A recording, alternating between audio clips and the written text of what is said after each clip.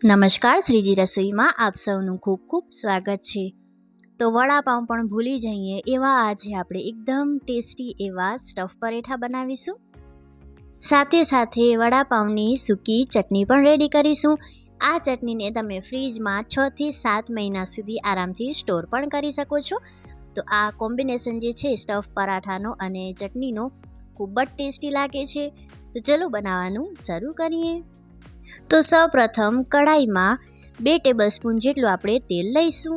તેલ ગરમ થાય એટલે 1/4 કપ જેટલી લસણની કળી ઉમેરી દેવાની છે। તો લસણને હળવું એવું સોનેરી આપણે શેકી લેવાનું છે। મધ્યમ ગેસની આંચ પર આપણે લસણને જે છે એ શેકી લઈશું।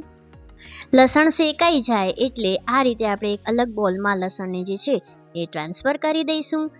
ત્યારબાદ અડધા કપ જેટલા શીંગા લેવાના છે।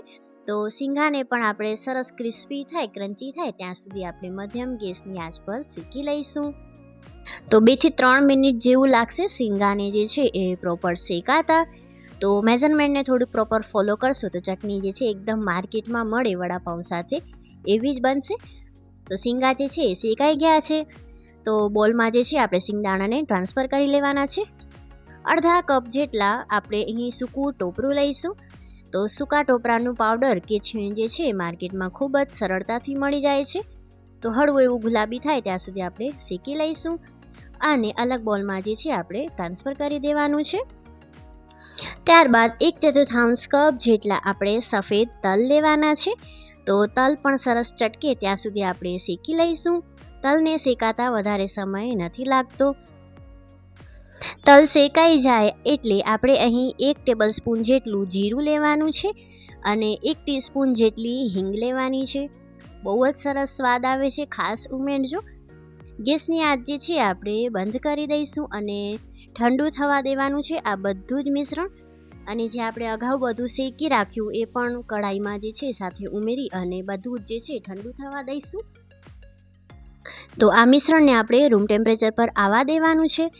તો ત્યાં સુધી આપણે સ્ટફ પરેઠા માટે એક સરસ પેસ્ટ બનાવી લઈશું। જેના માટે મિક્સરના વાસણમાં આપણે અહીં આદુનો નાનો કટકો લઈશું। 3 થી 4 જેટલી લસણની કણી ઉમેરી દેવાની છે અને 4 જેટલા અહીં લીલા તીખા મરચાં લીધેલા છે। તો અહીં આ પરેઠામાં લાલ મરચાં પાવડરનો ઉપયોગ નથી થતો એટલે લીલા તીખા મરચાં લેવાના। હવે નાના વઘારિયામાં 1 ટીસ્પૂન જેટલું તેલ ગરમ કરીશું। તેમાં 1 ટેબલસ્પૂન જેટલી રાઈ, મીઠા લીમડાના પાન, 1 ટીસ્પૂન જેટલી હિંગ અને 1 ટીસ્પૂન જેટલી હળદર ઉમેરી દઈશું। અને જે આપણે આદુ મરચાં લસણની પેસ્ટ વાટી એ પેસ્ટ પણ ઉમેરી દેવાની છે। પેસ્ટ ઉમેરી એટલે ગેસની આંચ જે છે બંધ કરી દેવાની, જેથી કરીને આપણું વઘાર જે છે એ બળી ન જાય। અને આ પેસ્ટને આપણે 4 કપ જેટલા સ્મેશ કરેલા બટાટા ઉપર ટ્રાન્સફર કરી દઈશું। સરસ મિલાવી લેવાનું છે। 1/4 કપ જેટલી ઝીણી સુધારેલી કોથમીર ઉમેરી દઈશું। 1 ટીસ્પૂન જેટલો સંચળ પાવડર ઉમેરવાનો છે। સ્વાદ પ્રમાણેથી થોડુંક ઓછું મીઠું, કારણ કે આપણે અહીં સંચળ પાવડરનો પણ ઉપયોગ કરેલો છે। સાથે સાથે આપણે અહીં 1 ટીસ્પૂન જેટલો આમચૂર પાવડર ઉમેરીશું। તો સ્ટફ પરેઠામાં લીંબુના રસની બદલે આમચૂર પાવડરનો ઉપયોગ કરો તો સ્ટફિંગ જે છે બિલકુલ પણ ચીકણી નથી થતી।